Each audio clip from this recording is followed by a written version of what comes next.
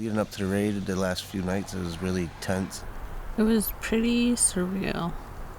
It just kept giving connections to what it might have felt like for the last, 400 or 500 to thousands of years of colonization.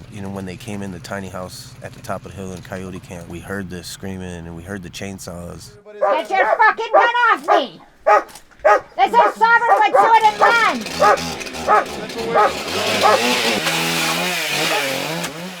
And we knew that was coming for us next.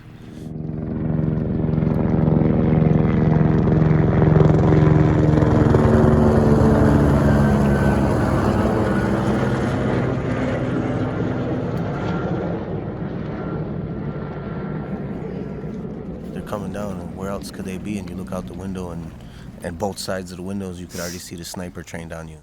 We have eyes on 2 snipers behind bulldozer. K9. I don't want to get shot, so. The snipers are aiming at us. Little bitches. We have 5 greens and 4 blues down here. Before the cops had even made their direction down, you already have snipers pointing in the window.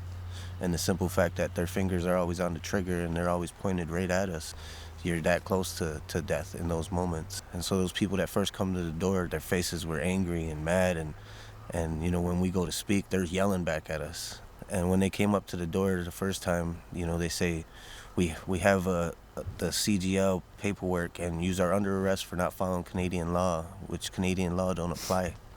The traditional law of the people of the land precedes that. You need a warrant to enter this premises. This is Was's territory. This is a personal and private residence. I'm Inspector Ken Floyd with the RCMP Division. We do not understand you.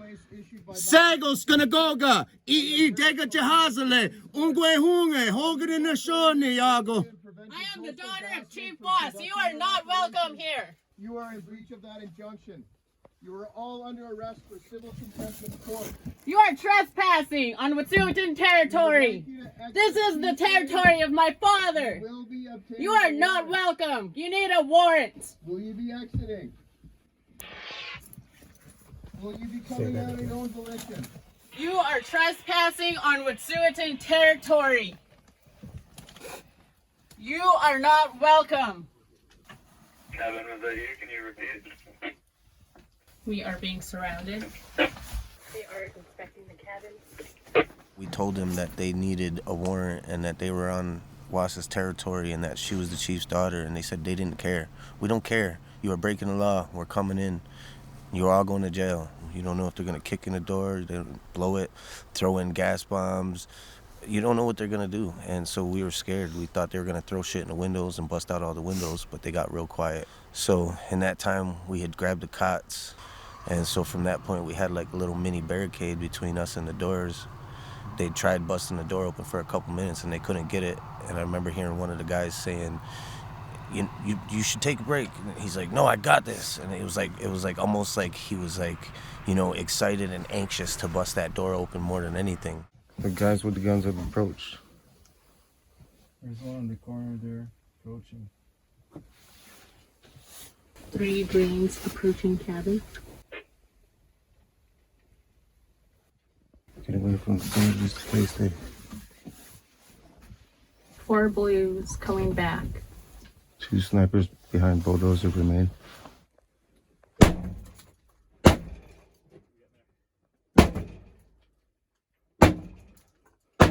And then I heard the other guy says, well, if he can't get this door, then we're coming in with the chainsaw. And they started up the chainsaw. From any angle within the cabin that we were in, like if the chainsaw through the walls like they said they were gonna, they could have cut any one of us.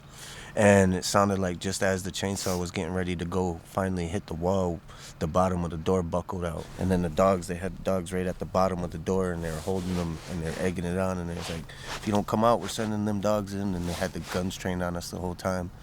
We could have died right there in that moment. And so, this is her territory, and we were in her cabin. And I wanted to give her the decision, because if she wasn't going to leave, I wasn't going to leave.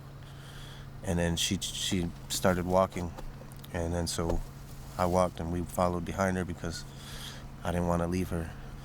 And then so when they finally got us out, They didn't even read us our rights or nothing. They brought us up, like, they handcuffed us at the door, and then they put us all in a line going up towards the hill.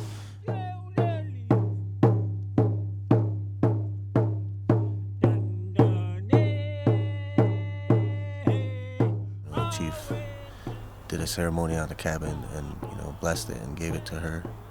They burnt all her belongings.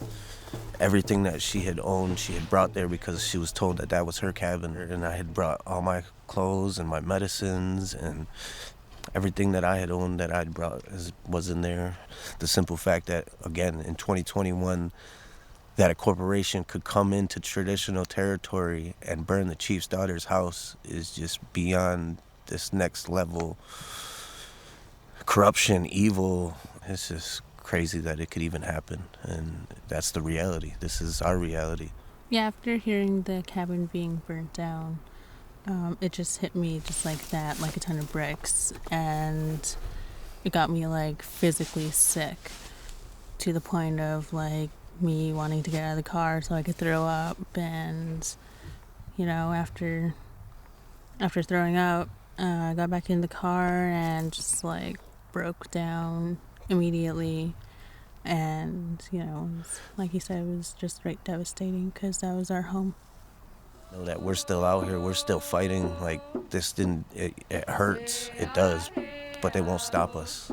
We have long, beautiful lives to live, and if it's through resistance, then that's the path that the Creator put us on.